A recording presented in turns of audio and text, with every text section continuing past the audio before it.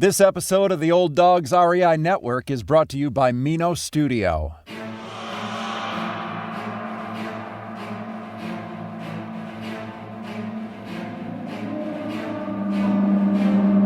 In a world where jobs are how most people make money, one man, one desire, one challenge dares to break the mold. Welcome to the Old Dogs REI Network, where we don't work for money. Money works for us. Coming soon. Viewer discretion advised.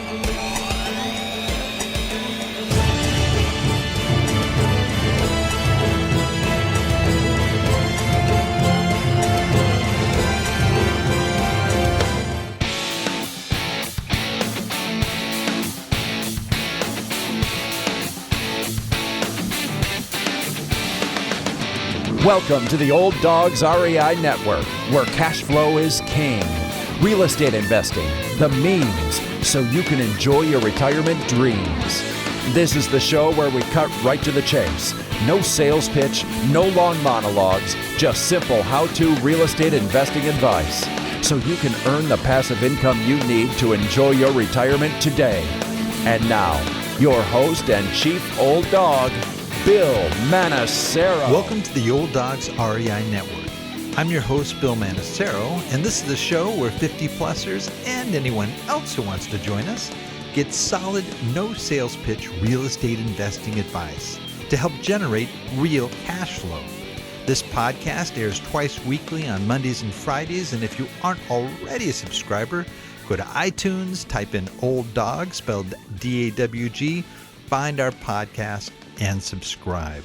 I am really excited about today. I mean, I just, for many reasons, but one thing I love to see is like when a husband and wife are both working on the same stuff with real estate investing, you know. So, I mean, a lot of times you'll have, well, one's really into it and one's kind of going along with it. You have no, but they're both very active in real estate investing and are just crushing it in the Texas area, which is one of the hottest markets anywhere. And so I'm talking about Gary and Heidi Young. Now, Gary is a physician specializing in radiation oncology, and Heidi has an MBA in marketing and worked in the soft drink industry. Before moving to Texas in 2008, they partnered to create and operate a multi-million-dollar medical facility in California, which is where I'm from, which was debt-free in 3 years. Wow. They transitioned to multifamily investing in 2016, purchasing their first multifamily acquisition in Irving, Texas. The following year, in November 2017, they syndicated the purchase of a second property, 77 units, again in Irving, Texas. In November 2018, with a general partner team, they closed on 310 units located in Dallas near the Love Field Airport. Most recently, they acquired another 200 units as solo sponsors, again in Irving. And Gary and Heidi enjoy not only investing, but giving back as part of their philosophy and their approach to their business.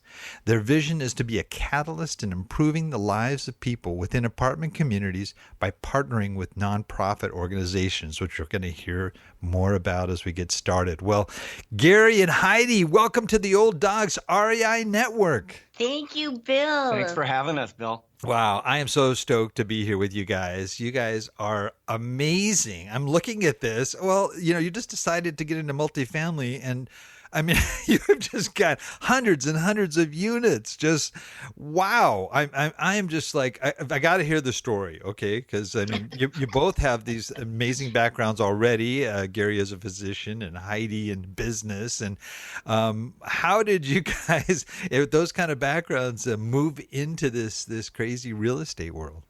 Yeah, I think the challenge was.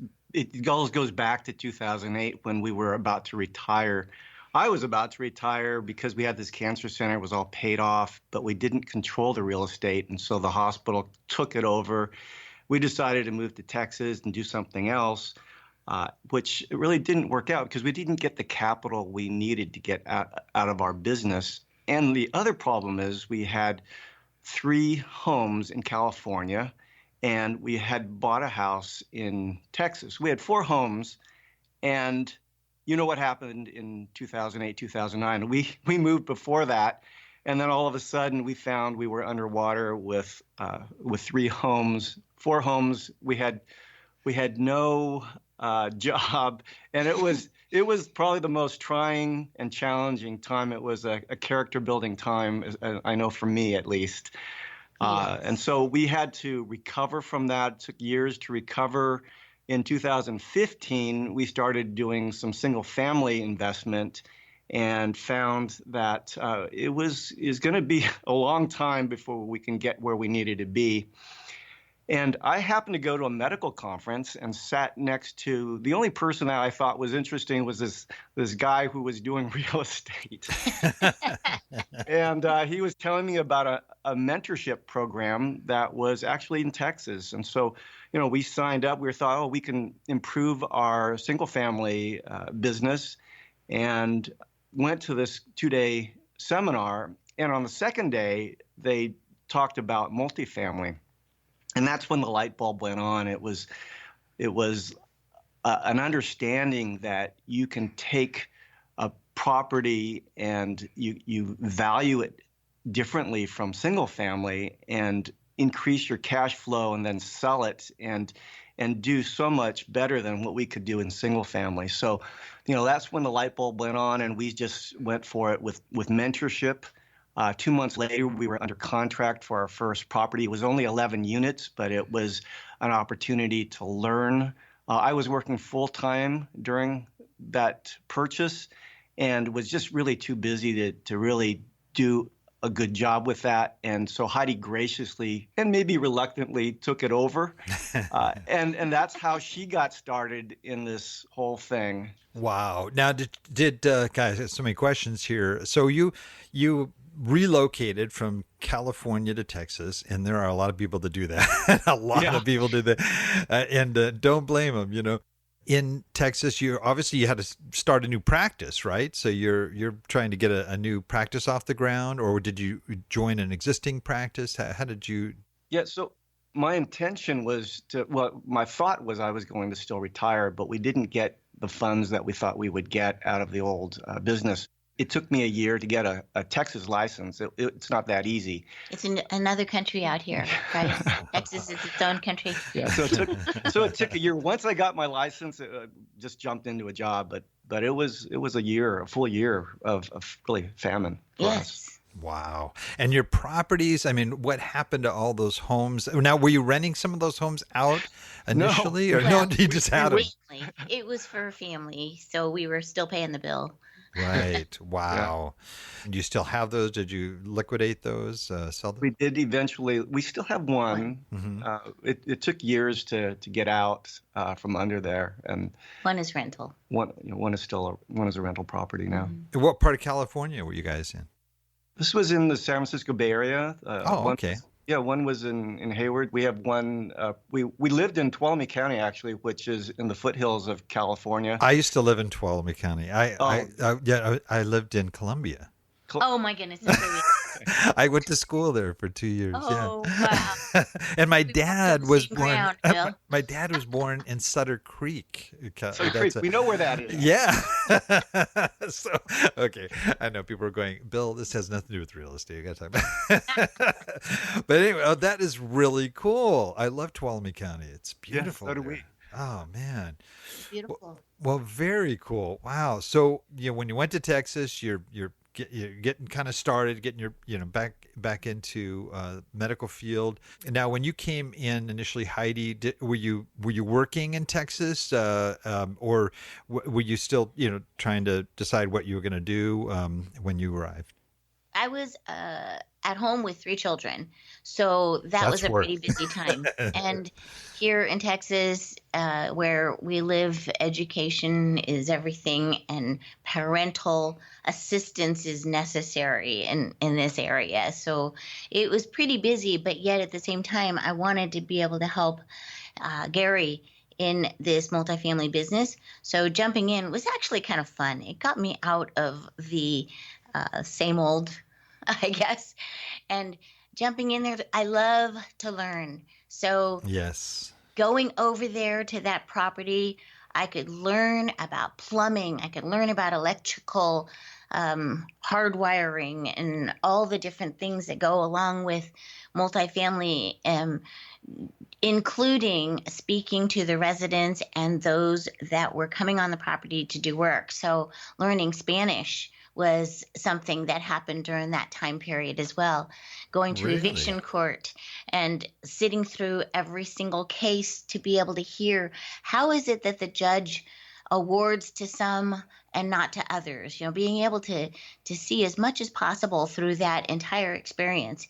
And I feel like that was probably the most valuable part of our journey, because we had to learn the software for managing the property, as well as how to lease and how to manage people, how to manage residents, what that was all about, what this whole business was about. Mm-hmm. So you were self-managing, right? Yeah, we were. Okay. And that's all part of the top to bottom learning of that process. Interesting. Wow. We didn't feel like we should just get third-party management. First of all, it was only 11 units, so it didn't make financial sense, but we really wanted to learn it from the bottom up. And you financed that first purchase yourself then, right? And you went through sort of standard financing? Bank loan. My sister and her husband came in with us with a little bit, but it was pretty much ours. And did you get Fannie financing, Fannie Mae or Freddie? It's a Wells Fargo bank loan, full recourse. Oh, ouch! Yeah. Wow, that's neat. Well, and now when you purchased that, were you already in this training program, or were you, you just started it, or you started after you had purchased the 11 unit?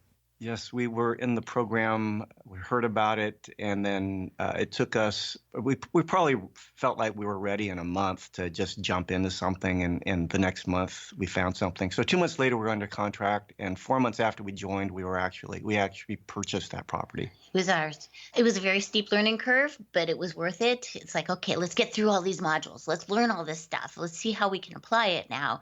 And then the fact that you're in a group, there's access to all of these that have done this before. So other lead sponsors with whom we can call up and say, hey, how do you do this? Who do you recommend for this? What is the best practice in this situation? So that's why a group ends up being very valuable. Yeah, otherwise the fear kind of holds you back and you can't do anything. But we felt like we could do this because we had people that could hold our hands. And you had coaches that worked with you as well? Yes. Oh, great. Now, did you find the property through this same program, or did you find that outside of the program? I mean, and on your own? Yeah, we found it outside on our own. It was actually on realtors.com. So Realtor.com? Really? Unusual. Single family site, but we found it there. Yeah, and that's a great tip for those listening too, as a lot of people don't realize that they do have multifamily properties listed on, the Trulias and the Realtors and Zillow and so forth, that you can find them there. And it's nice because not a lot of people are looking there that are multifamily focused. So that was pretty smart. And you felt like got a pretty good deal on it? Yeah, it was pretty average, and yet when we sold it 2 years later, we still doubled our money on that deal. Oh, that's great. That's great. And then you jumped right into 77 units, and that was a syndication. So that's a whole different ballpark, right? Yeah. Next step in our learning process. We felt like we were managing that first property and understanding that particular process. So let's go ahead and do our next level of learning in syndication. It's a big responsibility to take people's money, and so we really needed to understand everything from the ground up. But once we did that, once we felt comfortable with that, it's always scary to take someone's money, but we felt we could do that in good conscience. Yeah, it's one thing, and like you said, just learning real estate investing and landlording and all the the all the things that surround that. That's huge. Managing tenants and managing a property and acquiring properties and financing all that stuff. And then you have this thing called syndication. Whoa, where there's a lot of very specific SEC requirements and a lot of other elements there. In addition to, like you said, you're handling other people's money, so you want to make sure that you're good stewards of those funds and accountable and all the other things involved. So that's a big leap, going from a little property to moving into syndication. That's huge. Now, at this time, so it looks like that was around 2017. Now, the market was already pretty hot in Dallas around that time. I mean, I remember looking, because I was looking around that time, and boy, prices were going up and up and up. I mean, was it difficult to find a good deal at that time? Yes, actually, Heidi has just amazing relationships, and she was able to talk to the owner of this property that we syndicated. And this was prior to it even being on the market. Yeah, so out of that relationship came this opportunity. It did go to market, but because we had that relationship, they already kind of had in their mind they were going to sell it to us if we can meet their price. God, that's great. That's great. Isn't it? I mean, all about relationships in real estate. I mean, it is. A lot of people say, "Oh, it's location, location, location." I say it's relationship, relationship, relationship, because without those relationships, really, it's real tough to. I agree. Wow, that is really neat. And then you just kept moving forward. 2018, going from 77 to 310. That's a huge jump. Now, had you built up, quite sort of an investor pool at that time of people that wanted to invest with you? Yeah, actually, we jumped to another mentor group, and this group we didn't know.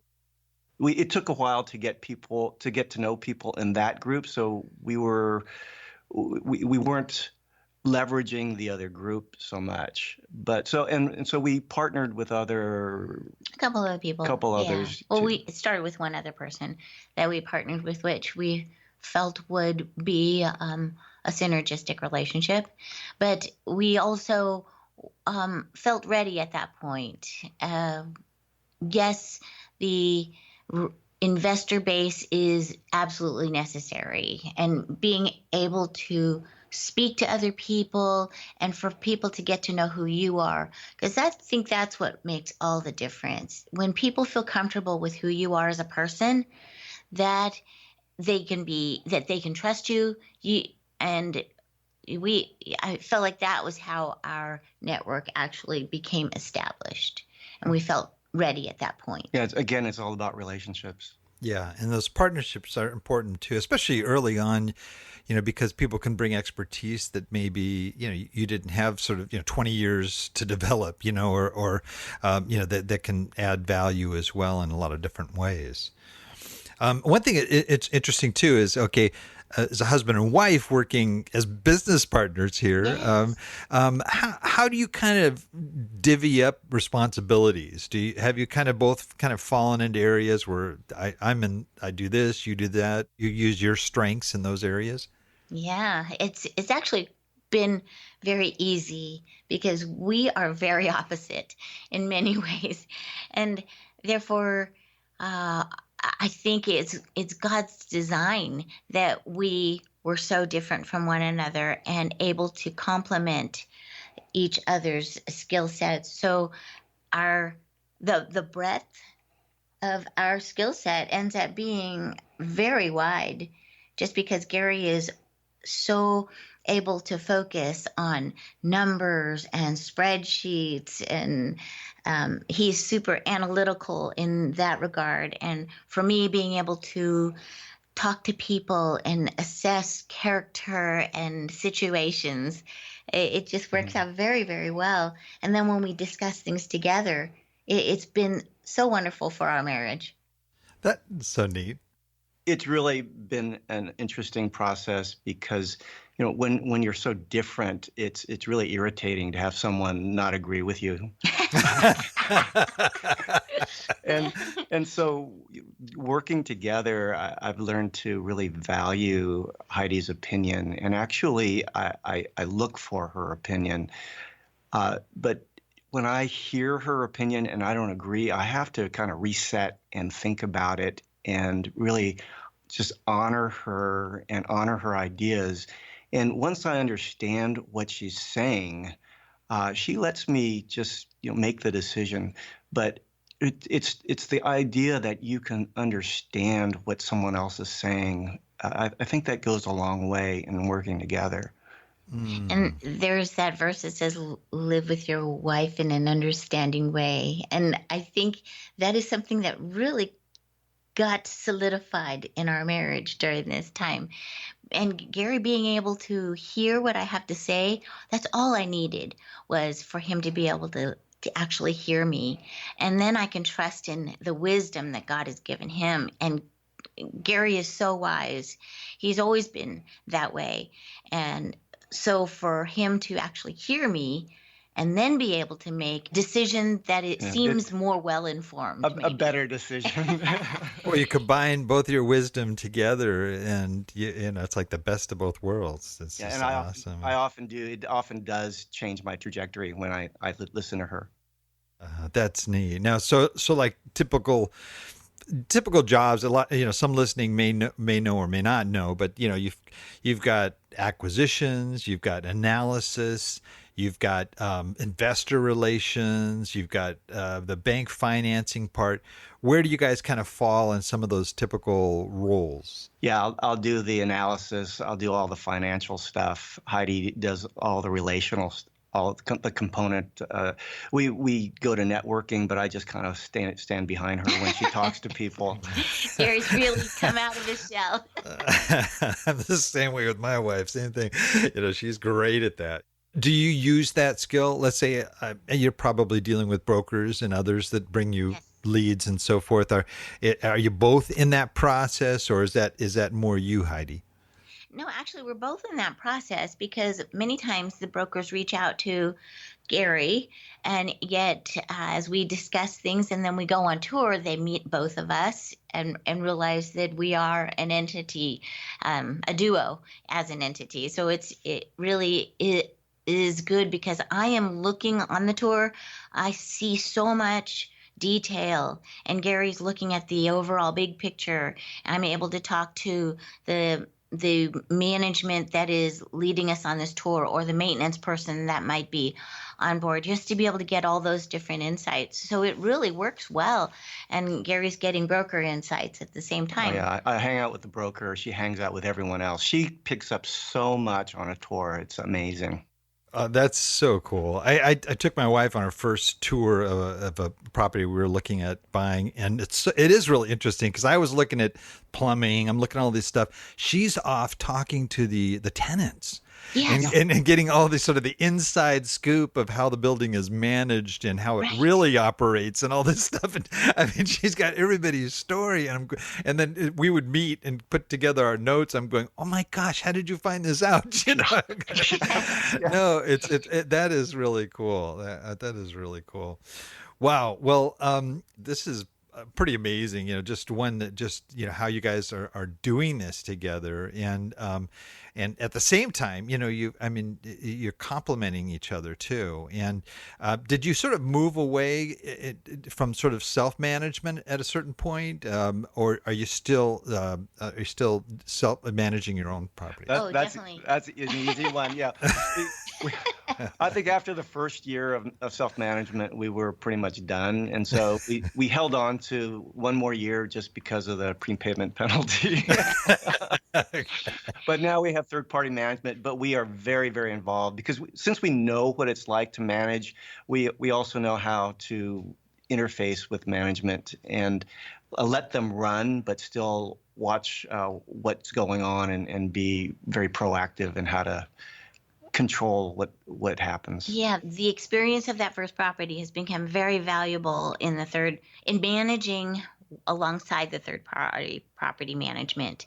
We have certain things that we think are valuable to bring on board onto a property. And because the third party management company realizes that we understand their perspective and we don't step on their toes, and they can trust us in the things that we want to implement, we're not going to mess up their systems. I think it really adds synergy to managing these properties. And we've been able to accomplish a lot more probably than many people who just leave it to third party property management without any interaction. Yeah, we're very involved. Interesting. Are you using the same property management firm for all your properties in that area? Yes. We once we have synergy, we've been using the same. In fact, it's really not so much the property management company, but it's the regional that if we didn't have the same regional, we wouldn't have that synergy, and it would be more of an option to use a different company. Right. Now, especially when they understand your expectations too, right? And if you have your systems, the things that you're expecting, you almost have to train them, right, to work with you. And once you go through all that, it seems makes more sense than having to retrain different property management firms. Yes, being one in mind and heart for the vision that we have for what we're doing on these apartment complexes. Well, I am stoked on what you guys are doing. And since you kind of moved in that direction here, I do want to ask you a little bit about that vision, that it's more than just making money. It's more than just an investment, or even your future in terms of providing income and so forth. You have a deeper stake there, and I thought maybe you can talk about that in terms of touching the lives of those in your apartment communities. Yes, we feel that this is a multifamily business, and many people often refer to the number of doors that they have. And we've been trying to be very vocal in order to inspire others to recognize that it's not doors that you're purchasing, but this is a multifamily property. Therefore, you are not responsible for the doors, but you're responsible for the families behind those doors. I feel like that has been our focus, is to recognize that these people, there's a value add component, not just of the physical aspects of the property, but a value add component to these people. They are we tend to purchase within a demographic that is lower in income and maybe lower in education. And therefore, we want to be able to provide for them to become who they were created to become, and inspire the children, the next generation, and show them that they can become very much a part of the the demographic and where we've come from. I saw that our parents have come from being maybe farmers or nothing, where they were dropped into America. and here we are doing what we're doing as entrepreneurs, and they can do the same thing. We want them to know this is possible. Yeah, no limits. Right. That's so exciting. And you talk about partnering with nonprofit organizations that also help out your tenants. Can maybe touch a little on that? The interesting thing was we were having lunch with one of these nonprofit partners, and we didn't have any vision at that point about what we might be able to do together. But we were just talking about this purchase of the 310 units, and it was the CEO of a Children's Hunger Fund, and they have this relationship with Lego toys and Thai, and so they offered to give us toys for our children, because I had just been praying. It's like, okay, God, we just took over here in mid-November, and 310 families. What are we going to do for Christmas? I want them to know that these are people for whom they have they are valuable. They've been bought with a price, and Christ has come at Christmas. And so it's like, I want these children to know that they're valuable. What can we do? And that is when we had that lunch with this CEO, and it was like, oh Lord, you provided toys for all of them, and not only that, but they have a mercy network of churches throughout the DFW area. So I was able to access those particular churches who want to be able to provide food boxes for the residents in our area. So this group, Children's Hunger Fund, these churches can go right in, pick up a food box, and deliver it to a struggling family. And that is the safety net and support for the residents upon our property. So not only do our children get toys at Christmas, and we did a fantastic event also for Easter, and these churches are coming on board to help just provide fun and activities and gifts. It's just a really wonderful synergistic relationship. Yeah. A light bulb kind of went on in my mind when Heidi and had created relationship with some of these churches. So our properties tend to be Hispanic population, and so Heidi's speaking to these to the pastor in Spanish, and but in through that conversation, I'm hearing him say, this is our community now. We want to minister to this community, and just that they would pray for this community and own the community. I thought, wow, this is amazing that we can have that kind of influence over a community. It was like we did a Easter program, and it's just like being on a Honduras mission trip. That's so awesome. That's, well, we talked earlier too about relationships, and it's not just relationships with bankers and brokers, but it's relationships with our tenants too. I mean, this is where they live. Yes, it is. And there's so often we just kind of look at the dollars and cents involved with the tenants and rent increases and whatever we're focused on, but we have, and I talk about myself, I can in this ballpark too, where you kind of forget, this is their home. This is where they come to. This is where they feel safe. This is where they, where they live and work and the kids play. And so, taking that extra step to help them, like you said, become all that they can be, is I think is awesome. And it should be a part of everybody's interest in, especially, it's a community. I mean, we talk about apartment communities. It's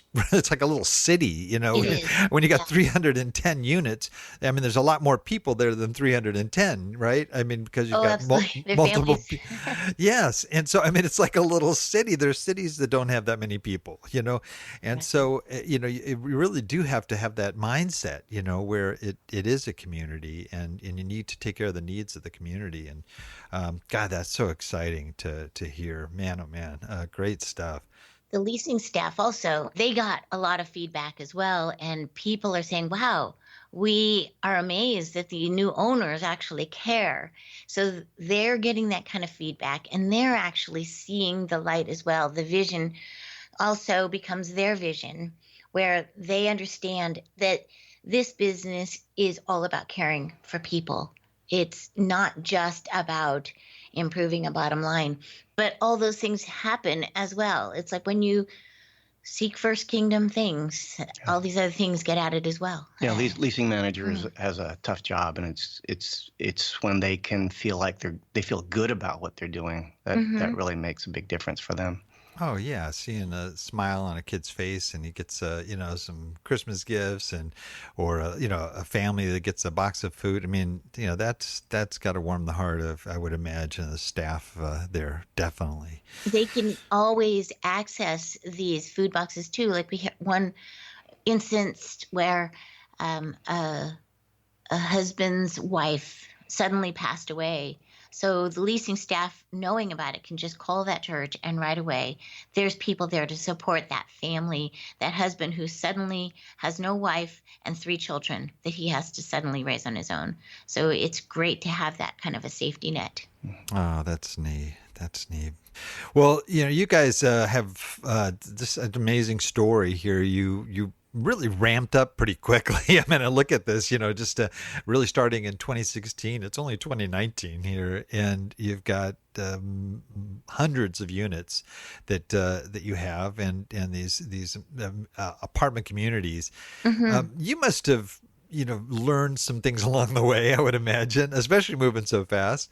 What would you say is sort of maybe the biggest mistake that you encountered maybe early on that you've learned from and grown to make things better later on? Yeah, a big mistake was being invested in non-cash producing property real estate.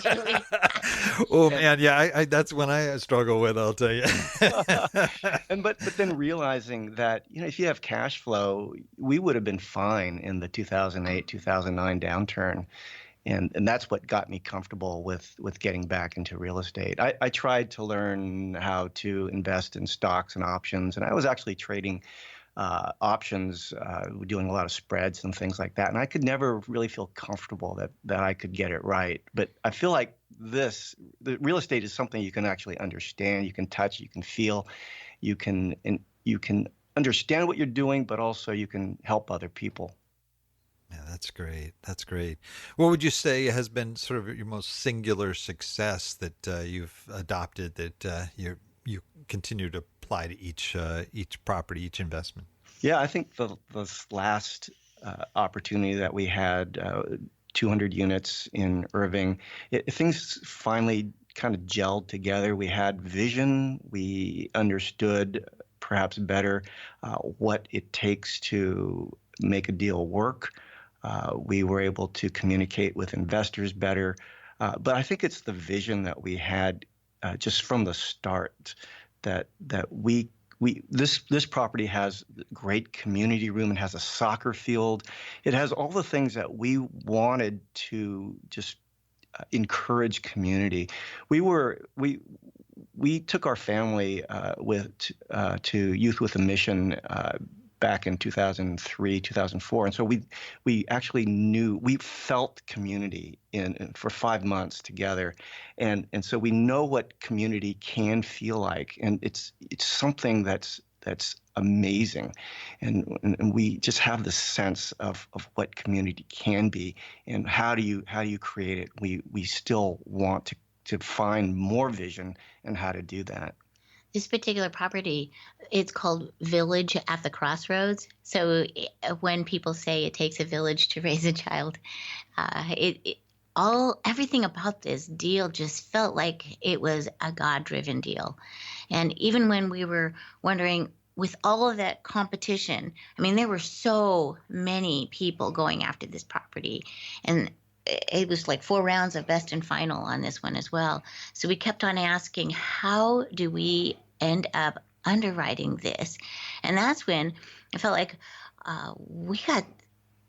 we just from the Bible, there was a verse that just popped up, and it's God speaking that I will give you the treasures of darkness and hidden wealth of secret places, so that you will know that it is I, the Lord, the God of Israel, who calls you by your name. And it's like, oh man, that was like a revelation that this property is supposed to be ours. Mm-hmm.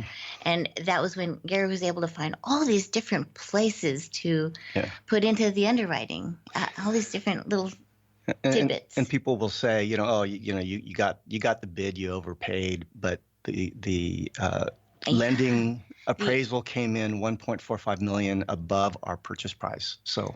Wow. Man. Oh, God, that's exciting stuff. I mean, that just the fact that you're looking for that community aspect. I mean, that's, I I've seen apartments. It's sad sometimes where you have people that, that you don't even see anybody out. Everybody just goes in and they're kind of, hiding out in their home, and they go to work, and and what a difference it makes when, you feel comfortable about your neighbors, that your neighbors are watching out for you, that there is that sense of community and fellowship that really makes it different. I mean, that's where you live, and if you had a house on a neighbor, you'd know who your neighbors are, right? And you'd want to know that your kids could play with, their kids, and everything's going to be okay. And that's a big part of who we are, as human beings, is having that. And the fact that that's been a priority and a focus of your investment efforts is huge. And to have a safety net in place with these nonprofit organizations too. I had a patient who she comes in for daily treatment with radiation and didn't show up for 2 weeks. And turns out that she was in the hospital because of a suicide attempt. And the reason she did that was because her son spent the rent money on drugs for 2 months. And so they were being evicted. Oh, gee. And, it makes you realize that people need some kind of safety net, and we want that built in. So, yes, that's neat. We've only owned that property for a couple months, and we've already had so many community events for the purpose of establishing neighborhood and community. We immediately on day 2 after takeover had a meet the management event where one of our residents smoked pulled pork for tacos, and everybody came together to just see who the new management was. And then we did a Crossroads X Games for the kids, where the kids could interact together and build teamwork and character amongst one another, graciousness in winning and losing. We also just recently did a back to school safety and awareness program where we brought in some black belts to teach these families how to be aware of their surroundings and what to do if they felt creeped out about anything, and how to navigate those situations, and then taught them some self-defense moves. How cool. Wow.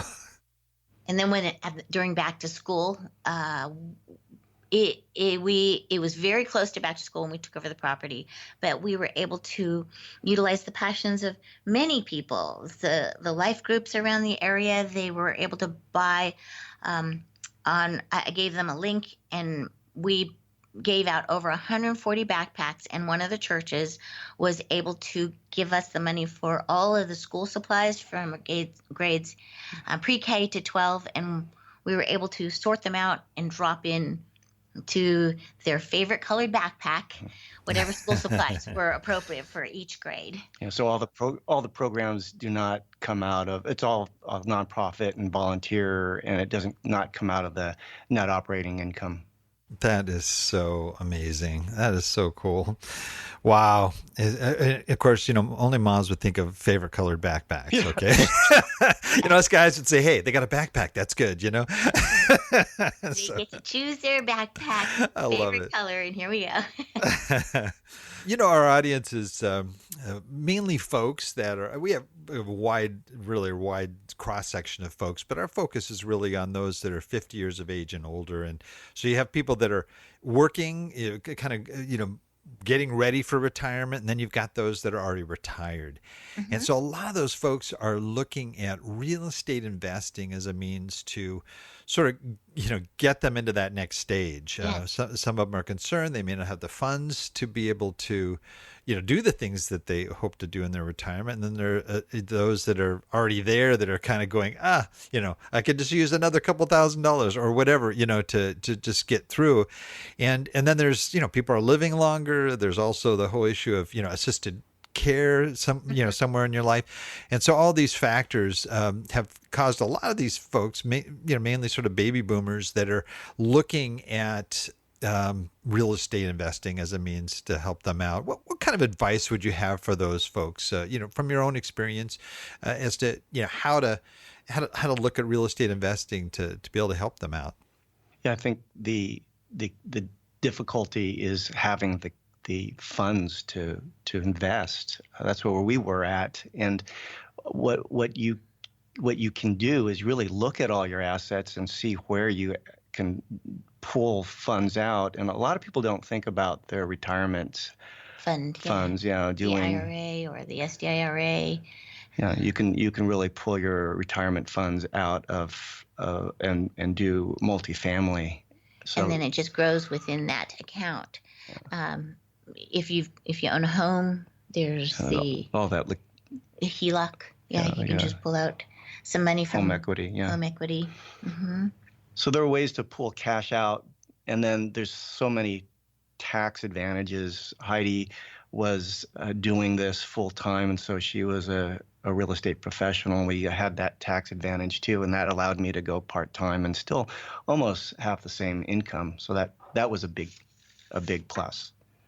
Okay, that's great. That's a good way to look at it. Getting educated is really important. If you go to one of these seminars, like I know that the Sumrock group here in Dallas, and sometimes they travel to California and Arizona, but you can get into one of those 2 or 3 day seminars and bus tours for $97 and education to get that education and learn what the different possibilities are. So if you don't even know it all, that would be a way to even just get started to find out how can I actually, in where I am, like you're saying, get into this business. Yeah, and I think that the sort of the track you took, especially, I mean, you guys look so young. Look at your picture here. You guys don't look like you're even there yet. But at the same time, when folks in their 50s and above, they don't have sort of the time to ramp up, and like a lot of people do, start with a few single family homes and so forth. I mean, you guys looked right at multifamily, and to be able to go that route, you certainly would generate the cash flow quicker in terms of what you need, and certainly don't have the headaches of sort of managing 100 houses or something of that nature. But I think that's looks like also a smart route that you took. Yeah, jump into multifamily. Jump in. Gotta jump in. I love it. Well, okay, you guys, like I said, you're young, you're still, got, all this time ahead of you. What's sort of your end game for this? I mean, are you just going to keep acquiring and do you have sort of a cutoff, goal, or you just kind of play it by ear? What's sort of your goal for your business? Yeah, that's a great question, because the why of what we're doing has been changing. We first started this because I wanted to retire. You go into medicine to help people, and then you get burned out and you don't feel like you're really doing that much to help. You go into real estate to retire and make money, and you realize that you can actually help people. And so our why has kind of changed and morphed from just having a good passive income to really being able to make a good investment and help the community that we're investing in. So it's just a different why. So what will we do in the future? I think this is something that we find value in, and we want to continue to do this. In the past, I was very passionate about doing short-term missions globally, and then wondering, why do I not feel like I should be going out this year? And it ended up being that we started doing these multifamily investments and realizing this is my mission field. I can love these people. I can just be able to pour into them and help them in whatever way I feel like this particular community is needing some help. And English as a second language classes. Those are the kinds of things that are going to be very valuable to a lot of those that are in our apartment complexes. Things like that. That's awesome. That's so awesome. Well, our time is like zipped by, and I'm so frustrated because I really love to. I have so many questions for you guys, but we are moving into what we call our wrap it up session, where I ask you a series of quick questions, kind of like a lightning round type thing, and you guys share resources that have been valuable to you that we can pass on to our listeners. So if you guys are ready, we'll go ahead and wrap it up. Let's start with first question. Favorite real estate book? And you could say, if you have different books, you guys can say, this is mine, it's my favorite, whatever, however you want to handle that. So favorite real estate book? Yeah, our mentors have been actually our sources, but there was a book called The Complete Guide to Buying and Selling Apartment Buildings. It kind of gives you a good basis by Steve Burgess. Great book. Yeah, he's also a Texas guy, right? Oh, no, he's in Arizona. I think he's in Arizona. That's right. Yeah. All right. How about favorite business book? Just general business book. Tax-Free Wealth. Tom Willwright. Got it. Good one. Right in front of me here. How about most valuable website for success other than your own?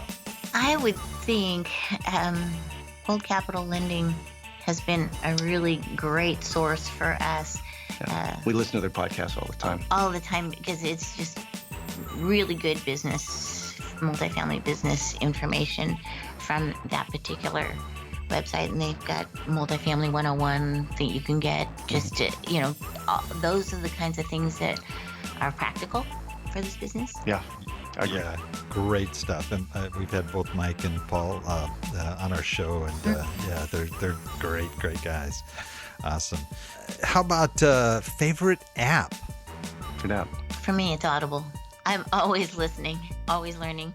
Yes, that's great. One of my favorites too. Yeah, you're in a car, you're cruising around, you're going. Yeah, it's just learning on the move. I love it. Yeah.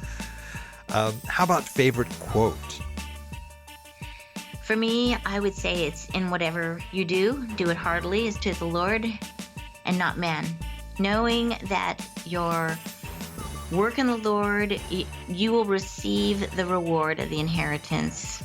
And that as we are having all that sufficiency, it's going to be coming from the Lord. And I think that's from 2 Corinthians. Just the fact that I would want everything that I do be of the accountability is higher than that of man. I like it.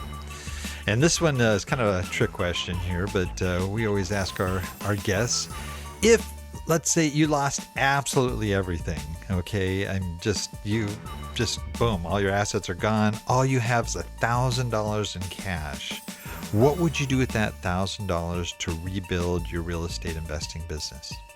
If I didn't have the knowledge that we had now, I would just invest that in mentorship. Good one. Awesome.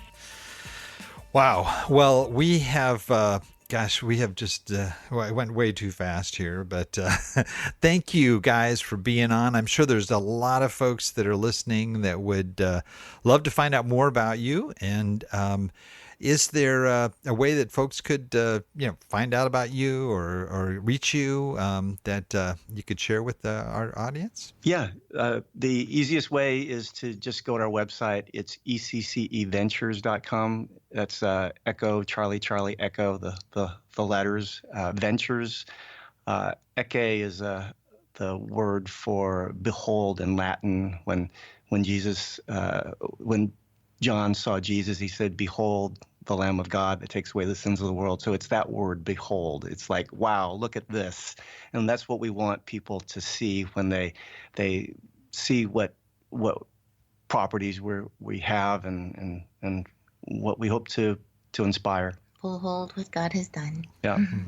That's awesome. Well, guys, it has been so great having you on. I with all this, it's kind of hard to move into the final closing here. I know, I'm just giving us such profound words here. But we always have our guests close us out with a good old hound dog howl, and we know you've got hound dogs down in Texas. So plus you've got 3 dogs of your own, right? Oh my goodness, yeah. We'll have to invite them in here. You could just have a kind of a family howl, Yeah. All right. You ready to close us out? Yeah, let's do it. All right, here we go.